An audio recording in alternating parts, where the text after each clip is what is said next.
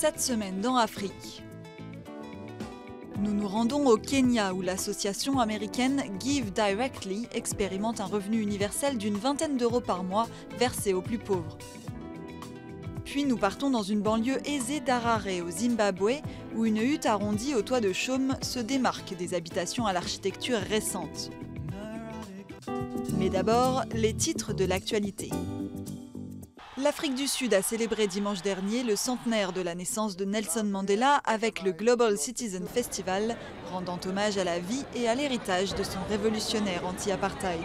Ce concert s'inscrivait dans le cadre d'une campagne de lutte contre la pauvreté, la malnutrition infantile et pour la promotion de l'égalité des sexes. Parmi les têtes d'affiche, Beyoncé et Jay-Z.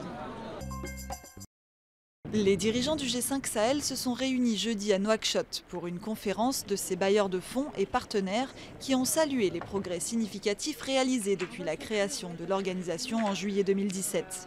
Malgré les énormes difficultés, notamment financières et logistiques, et les contre-coups qui n'ont pas manqué dans cette étape de la vie de notre jeune organisation, nous avons réalisé des progrès notables en matière de sécurité commune.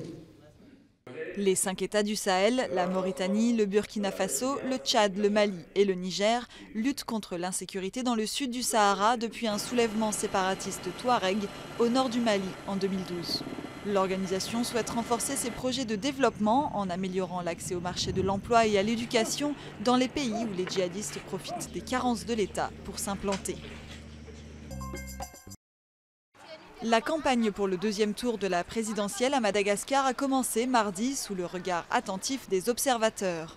Marc Ravalomanane se dit confiant de remporter le second tour face à son rival qui l'a battu de justesse lors du premier tour de la présidentielle. Andry Rajoelina a obtenu 39,23% des voix et Marc Ravalomanane 35,35%. Près de 10 millions d'électeurs sont appelés aux urnes le 19 décembre prochain pour un scrutin qui promet d'être serré. L'opposante rwandaise Diane Rwigara, critique du président Paul Kagame, a été acquittée jeudi par un tribunal de Kigali d'incitation à l'insurrection et falsification de documents, des charges qui lui ont valu d'être emprisonnée pendant plus d'1 an. Je suis très contente, très satisfaite de la décision de la Cour.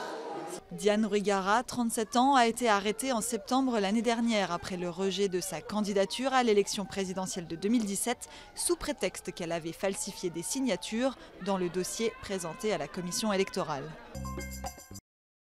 L'appel de l'opposition togolaise à une journée Togo mort mardi a été peu suivi. Les 14 partis formant la coalition souhaitaient dénoncer le processus électoral avant les législatives controversées du 20 décembre qu'ils ont décidé de boycotter. Dans les principaux marchés de la capitale, Lomé, la plupart des magasins, des banques et des bureaux de l'administration publique étaient ouverts. Togo mort, c'est bien à observer, mais les politiciens ne l'entendent pas.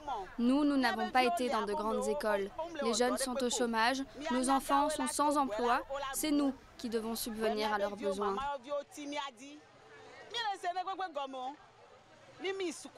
Le pays traverse une grave crise politique depuis plus d'1 an avec des manifestations massives pour réclamer la démission du président Faure Gnassingbé. Ce dernier a succédé en 2005 à son père qui avait dirigé le Togo d'une main de fer pendant 38 ans. Le président égyptien Abdel Fattah al-Sisi a inauguré lundi au Caire le premier salon de l'armement. Il a coupé le ruban d'ouverture de l'EDEX 2018 avec la ministre française des Armées, Florence Parly. L'Égypte, l'une des premières puissances militaires du Moyen-Orient, a organisé son premier événement du genre, où une quarantaine d'États et près de 400 entreprises étaient représentées.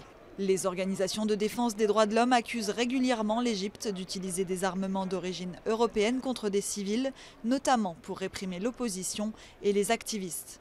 Accusations que le Caire réfute systématiquement. Et en Afrique du Sud, la Africa Games Week s'est achevée le week-end dernier au Cap. L'événement visait à promouvoir l'industrie du jeu vidéo sur le continent en réunissant codeurs de jeux, développeurs, artistes et géants de l'industrie. Monica élève des poulets dans l'ouest du Kenya, un élevage qu'elle a pu développer avec son mari grâce au revenu universel distribué dans son village. Tous les mois, depuis 2 ans, elle reçoit 2250 shillings, soit une vingtaine d'euros, une somme qui a changé sa vie. Cet argent va me sortir de la pauvreté, parce que après avoir accompli tous mes rêves, je pourrai ensuite investir mes économies dans mon entreprise et la faire grandir. Et j'aurai une meilleure vie. Tester de nouvelles méthodes pour lutter contre la pauvreté et repenser l'aide humanitaire, c'est l'objectif de l'ONG américaine Give Directly. Depuis octobre 2016, elle étudie l'efficacité du revenu universel. Lorsque vous donnez du cash aux gens, la première chose que vous leur donnez, c'est le choix. En gros, nous leur disons, voici les ressources, à vous de décider ce que vous voulez en faire. Vous donnez donc aux gens un choix, ce que l'aide traditionnelle ne fait pas. Environ 20 000 personnes bénéficient de cette campagne de versement d'un revenu universel, la plus importante jamais réalisée dans le monde selon l'ONG. Pour les villageois, pas question de gâcher cet argent.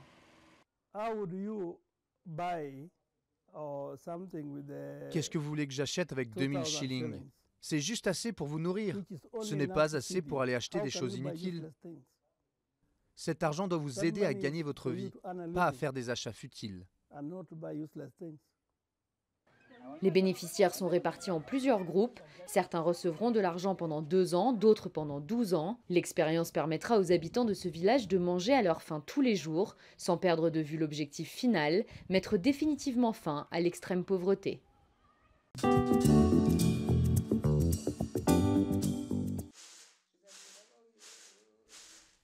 Atifari Munongi est une célébrité pas comme les autres au Zimbabwe.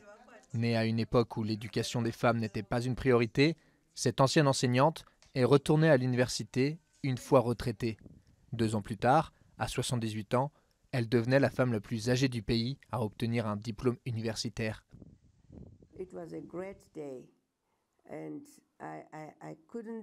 C'était un grand jour, je n'arrivais pas à y croire.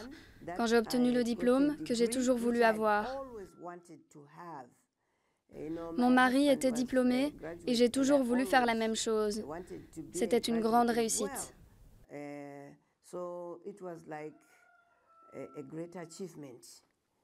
À sa sortie de l'université, Munongi s'était consacrée à la poésie et au conte.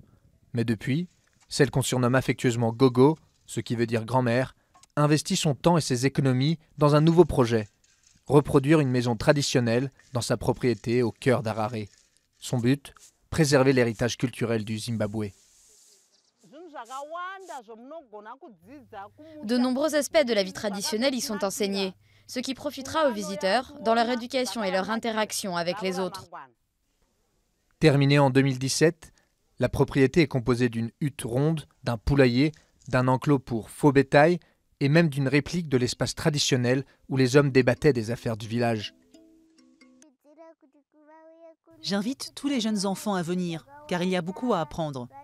Ils auront l'occasion de manger du maïs grillé, de jouer à des jeux traditionnels comme le nodo, ou encore d'écouter des histoires populaires racontées par une grand-mère. À 80 ans, l'inépuisable Gogo Munongi espère que son parcours servira d'exemple et inspirera les jeunes générations.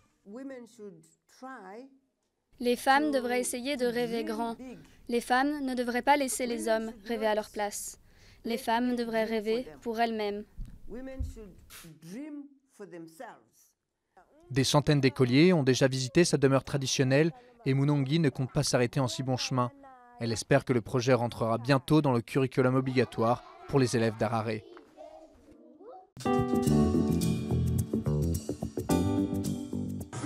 Le musée des civilisations noires de Dakar a été inauguré jeudi.